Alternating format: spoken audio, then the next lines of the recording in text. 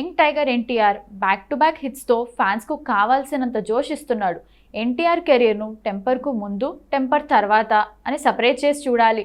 Temper నుండి వరుసగా hit సినిమాలు చేసుకుంటూ వెళ్తున్నాడు. ఆ సినిమా ఆడియో ఫంక్షన్లో ఫ్యాన్స్ కాలర్ ఎగరేసుకునే సినిమాలు చేస్తాను అని చెప్పిన ఎన్టీఆర్ ఆయన అభిమానులు కాలర్ ఎగరేసుకునేలా చేశాడు. తాజాగా జరిగిన వార్ 2 ప్రీ రిలీజ్ ఈవెంట్లో ఎన్టీఆర్ మరోసారి కాలర్ ఎగరేశాడు. అయితే ఈసారి ఒకటి కాదు, ఏకంగా 2 కాలర్స్ ఎగరేశాడు. అంటే సినిమా ఏ రేంజ్లో ఉండబోతుందో ఊహించుకోవచ్చు. నిన్న మొన్నటి వరకు వార్ 2కి బజ్ లేదన్నారు. ప్రమోషన్స్ కూడా సరిగా చేయడం లేదని అభిమానులు ఫీల్ అయ్యారు. కానీ ఎన్టీఆర్ చేసిన ఒకే ఒక్క స్పీచ్తో ఈ సినిమాపై ఉన్న నెగటివిటీ మొత్తాన్ని మార్చేశాడు. ఈసారి 2 కాలర్లు ఎగరేసి మరీ బొమ్మ అదిరిపోయింది అని చెప్పాడు.